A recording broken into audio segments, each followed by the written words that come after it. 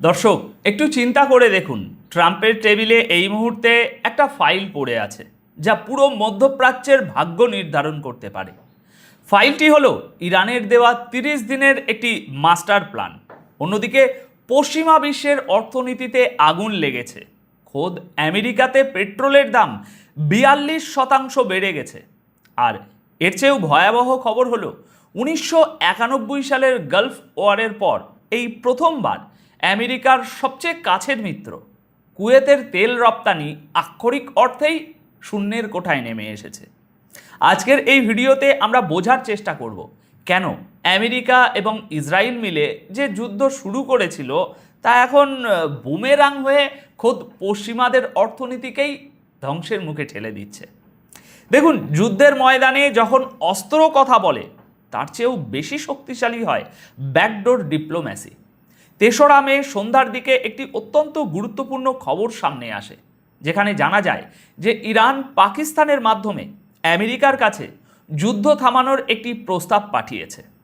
আল জাজিরার রিপোর্ট অনুযায়ী ইরানের এই মাস্টার প্ল্যানটি 3টি ধাপে বিভক্ত এবং এর মূল লক্ষ্য হলো মাত্র 30 দিনের মধ্যে এই যুদ্ধের পুরোপুরি অবসান ঘটানো। এখানে একটা জিনিস বুঝতে হবে দর্শক, ইরান কিন্তু কোনো দুর্বল অবস্থান থেকে এই প্রস্তাব দেয়নি, বরং অত্যন্ত সুকৌশলে তারা একটি নন অ্যাগ্রেশন চুক্তির কথা বলেছে, যেখানে শুধু আমেরিকা নয় ইসরায়েলকেও অন্তর্ভুক্ত থাকতে হবে। প্রথম ধাপে ইরান বলেছে যে তারা ধীরে ধীরে হরমুজ প্রণালী খুলে দেবে এবং ইরানের বন্দরগুলোর উপর থেকে পশ্চিমা অবরোধ তুলে নিতে হবে। কিন্তু দর্শক, আসল মাস্টার স্ট্রোকটা ইরান খেলেছে মাইন অপসারণের ক্ষেত্রে। ইরান সাফ জানিয়ে দিয়েছে যে সমুদ্রে বিছানো মাইন বা বারুদি সুড়ঙ্গ সরানোর কাজ তারা নিজেরাই করবে। এর পেছনের জিওপলিটিক্যাল লজিকটা বুঝতে পারছেন? ইরান আসলে কোনোভাবেই চাইছে না যে মাইন পরিষ্কার করার অজুহাতে আমেরিকা বা অন্য কোনো পশ্চিমা দেশের নৌবাহিনী হরমুজ প্রণালীতে প্রবেশ করুক। তারা তাদের নিজেদের জলসীমার নিয়ন্ত্রণ পুরোপুরি নিজেদের হাতেই রাখতে চায় এবং পশ্চিমাদের কোনো সামরিক উপস্থিতির সুযোগ দিতে তারা একেবারে নারাজ। এই চুক্তির দ্বিতীয় ধাপটি আরও বেশি ইন্টারেস্টিং। এখানে ইরান তাদের পারমাণবিক কর্মসূচি নিয়ে কিছুটা নমনীয়তা দেখিয়েছে, তবে সেটা সম্পূর্ণ তাদের নিজেদের শর্তে। ইরান জিরো স্টোরেজ প্রিন্সিপালের অধীনে 3.6% পর্যন্ত ইউরেনিয়াম সমৃদ্ধকরণ পুনরায় শুরু করার কথা বলেছে, কিন্তু তারা একদম কড়া ভাষায় এটাও জানিয়ে দিয়েছে যে যে কোনো অবস্থাতেই তাদের পারমাণবিক স্থাপনাগুলো ধ্বংস করা যাবে না। ইরান এখানে আমেরিকার সামনে একটি ক্লিয়ার কাট শর্ত রেখেছে। আমেরিকা এবং ইসরায়েল যদি ইরানের উপরে হামলা না করার নিশ্চয়তা দেয়, তবেই পাল্টা হামলা থেকে ইরান বিরত থাকবে। একই সাথে একটি নির্দিষ্ট সময়ের মধ্যে সমস্ত অর্থনৈতিক অবরোধ তুলে নেওয়া এবং ফ্রিজ করে রাখা ইরানের টাকা ফেরত দেওয়ার দাবি জানানো হয়েছে। এরপর তৃতীয় ধাপে ইরান যে প্রস্তাবটি দিয়েছে, ইরান তাদের আরব প্রতিবেশী এবং এই অঞ্চলের অন্যান্য দেশগুলোকে নিয়ে একটা স্ট্র্যাটেজিক ডায়লগ বা কৌশলগত আলোচনা শুরু করার কথা বলেছে, যার মূল উদ্দেশ্য হলো মধ্যপ্রাচ্যের জন্য এমন একটি নিজস্ব নিরাপত্তা বলয় তৈরি করা যেখানে বাইরের কোনো দেশের, বিশেষ করে পশ্চিমাদের কোনো হস্তক্ষেপ থাকবে না। মানে সহজ কথায় বলতে গেলে ইরান এখানে পশ্চিমাদের বাদ দিয়ে মধ্যপ্রাচ্যের নিজস্ব একটি ওই ন্যাটো টাইপের জোট গঠনের ইঙ্গিত দিচ্ছে। এখন এই পুরো বল আমেরিকার কোর্টে, ডোনাল্ড ট্রাম্পের টেবিলে। তাকেই এখন সিদ্ধান্ত নিতে হবে তিনি কি এই শান্তি প্রস্তাব মেনে নেবেন, নাকি মধ্যপ্রাচ্যকে আরও বড় কোনো যুদ্ধের আগুনে ঠেলে দিয়ে নিজেদের পতন ডেকে আনবেন।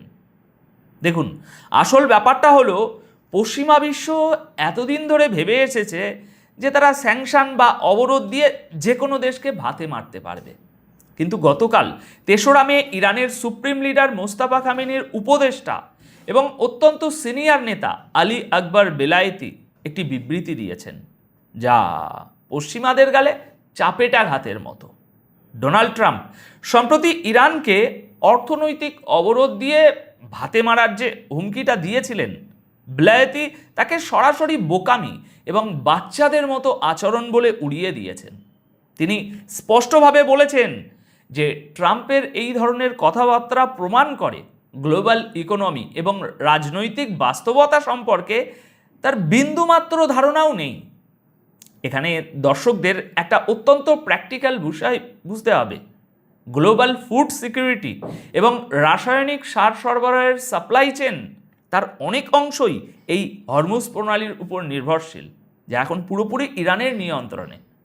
বিলায়েতি খুব ঠান্ডা মাথায় ট্রাম্পকে মনে করিয়ে দিয়েছেন যে আমেরিকা যদি হরমুজ প্রণালী নিয়ে ঘাঁটাঘাঁটি বেশি করে, তবে এর প্রভাব শুধু ইরানের উপর পড়বে না, বরং সারা বিশ্বের খাদ্য সরবরাহের যে চেন সেটা ভেঙে পড়বে। অর্থাৎ ইরান এখন আমেরিকাকে তাদের ভাষায় জবাব দিচ্ছে।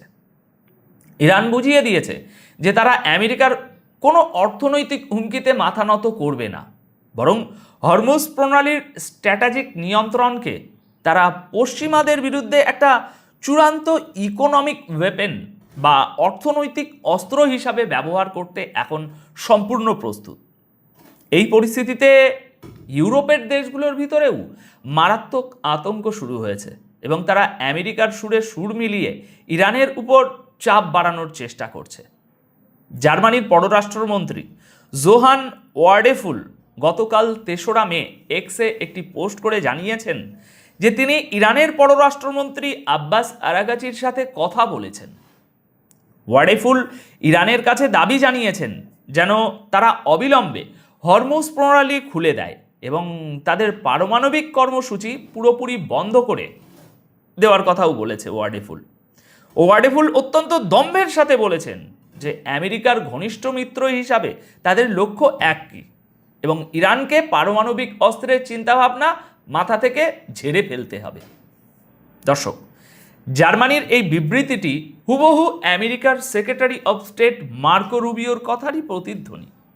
এর মানে হলো সমুদ্রপথ বন্ধ হয়ে যাওয়ায় ইউরোপের অর্থনীতিতে যে বিশাল ধাক্কা লেগেছে সেটা সামলাতে না পেরে তারা এখন মরিয়া হয়ে কূটনৈতিক চাপ প্রয়োগের চেষ্টা করছে, কিন্তু তারা এটা বুঝতে পারছে না যে এই মুহূর্তে গ্লোবাল সাপ্লাই চেনের নিয়ন্ত্রণ তাদের হাতে নয়, বরং ইরানের হাতে। আর এই যুদ্ধের ফলাফল হিসাবে পশ্চিমাদের নিজেদের ঘরেই যে কতটা আগুন লেগেছে তার প্রমাণ পাওয়া যায় গতকাল ৩রা মে প্রকাশিত জেপি মর্গানের একটি রিপোর্ট থেকে। গত ফেব্রুয়ারির শেষের দিকে আমেরিকা এবং ইসরায়েল যখন ইরানের উপর প্রথম হামলা শুরু করে, তখন থেকেই আমেরিকার ভিতরে পেট্রোল এবং ডিজেলের দাম জ্যামিতিক হারে বাড়তে থাকে। জেপি মর্গানের রিপোর্ট বলছে G7 ভুক্ত দেশগুলোর মধ্যে আমেরিকায় জ্বালানির দাম সবচেয়ে বেশি, প্রায় 42% পর্যন্ত বৃদ্ধি পেয়েছে। যে পেট্রোল আগে $100 পাওয়া যেত তা এখন $142 গিয়ে ঠেকেছে। আমেরিকার পরেই আছে কানাডা, যেখানে দাম বেড়েছে 24% এবং ব্রিটেনে বেড়েছে 19%। বিশেষজ্ঞরা পরিষ্কার বলছেন যে আমেরিকা এবং ইসরায়েল এরা মিলে যে যুদ্ধ শুরু করেছিল তা এখন পুরো বিশ্বে একটি মারাত্মক ইকোনমিক ক্রাইসিস তৈরি করেছে। আর সবচেয়ে বড় জিওপলিটিক্যাল আয়রনি হলো যে আমেরিকা যুদ্ধ বাদিয়ে অন্যদের অর্থনীতি ধ্বংস করতে চেয়েছিল, আজ সেই যুদ্ধের সবচেয়ে বড় অর্থনৈতিক ধাক্কাটা খোদ আমেরিকার সাধারণ জনগণকেই পোহাতে হচ্ছে। এখন সবশেষে আজকের সবচেয়ে ভয়ঙ্কর এবং গ্লোবাল ইকোনমির জন্য সবচেয়ে বড় অসহনীয় সংকেতটি নিয়ে একটু কথা বলতে চাই। পশ্চিমাদের জ্বালানি নিরাপত্তার অন্যতম বড় ঘুঁটি হলো কুয়েত, কিন্তু একটি শিপিং মনিটরের ডেটা অনুযায়ী গত 1 মাসে কুয়েত থেকে 1 ব্যারেল কাঁচা তেলও রপ্তানি হয়নি। দর্শক, একটু মনোযোগ দিয়ে শুনবেন। 1991 সালের গালফ ওয়ারের পর গত 35 বছরে এই প্রথমবার কুয়েতের তেল সরবরাহ বিশ্ববাজারে সম্পূর্ণ শূন্যের কোঠায় নেমে এসেছে। কুয়েত আমেরিকার অত্যন্ত গুরুত্বপূর্ণ একটি মিত্র দেশ। সাদ্দাম হোসেনের সাথে যুদ্ধের সময় থেকে সেখানে আমেরিকার প্রায় 13,500 সৈন্য অবস্থান করছে এবং এটা পুরো অঞ্চলের জন্য আমেরিকার একটা বিরাট বড় লজিস্টিক হাব। স্বাভাবিক সময়ে কুয়েত প্রতিদিন প্রায় 27 লাখ ব্যারেল তেল উৎপাদন করত, যার মধ্যে বেশিরভাগই রপ্তানি হতো এশিয়া, বিশেষ করে চীন, ভারত এবং দক্ষিণ কোরিয়ার মতো বড় বড় বাজারে। এখন চিন্তা করুন, কুয়েতের মতো এত বড় একটা তেল উৎপাদনকারী দেশের এক্সপোর্ট যদি হঠাৎ করে জিরো হয়ে যায়, তবে গ্লোবাল সাপ্লাই চেনে কি ভয়াবহ শূন্যতা তৈরি হবে। এই তেলের অভাব যখন এশিয়ার বড় বড় অর্থনীতির দেশগুলোতে আঘাত করবে, তখন বিশ্বজুড়ে যে মূল্যস্ফীতি সাইক্লোন তৈরি হবে তা সামাল দেওয়ার ক্ষমতা পশ্চিমা বিশ্বের নেই। দর্শক, আজকের এই পুরো আলোচনা থেকে একটা বিষয় একদম পরিষ্কার, গ্লোবাল পাওয়ার পলিটিক্সের দাবার বোর্ডে আমেরিকা এবং পশ্চিমা বিশ্ব ভেবেছিল তারা সামরিক শক্তি দিয়ে সব কিছুর সমাধান করে ফেলবে, কিন্তু ইরান সামরিক সংঘাতের চেয়েও বড় অস্ত্র হিসাবে গ্লোবাল সাপ্লাই চেন এবং ইকোনমিকে ব্যবহার করছে।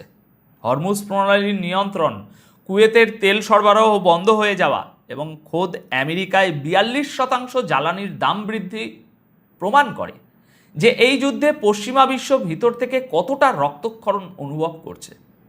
এখন দেখার বিষয়, ডোনাল্ড ট্রাম্প কি তার ইগো দূরে সরিয়ে ইরানের এই 30 দিনের মাস্টার প্ল্যান মেনে নেন, নাকি ধ্বংসের দিকে আরও এক ধাপ এগিয়ে যান? আজকের এই জিওপলিটিক্যাল সমীকরণ নিয়ে আপনাদের কি মতামত? ইরান কি আসলেই তাদের ইকোনমিক এবং স্ট্র্যাটেজিক চাল দিয়ে আমেরিকাকে কোণঠাসা করে ফেলেছে বলে আপনি মনে করছেন? আপনাদের মূল্যবান মতামত অবশ্যই কমেন্ট সেকশনে জানিয়ে যাবেন।